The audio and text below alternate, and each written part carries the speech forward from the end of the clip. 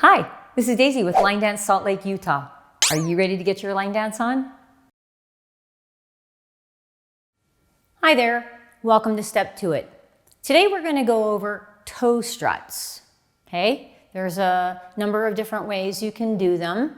The most popular way that I've seen is either to the left or the right. I should first say toe struts are rarely, if ever, done once. Usually they're done at least twice or 4 times. So if I was going to do to the right, I would tap my right toe on the floor and then put my whole foot down and change my weight. And then I would tap my left toe down and change the weight. So toe strut, toe strut. If I was going to do it to the left, I would do the same thing. The leg always goes in front on the toe strut, so I would toe strut, toe strut.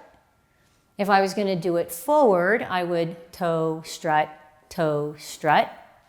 or backwards, toe strut, toe strut. I've even seen them in jazz boxes. It's rare, but it happens. So a jazz box looks like a cross behind, side, together. A toe strut jazz box would be a toe strut, back, to the side, and together. And that's the toe strut. Hey, thanks for watching. You could be a line dance slut too.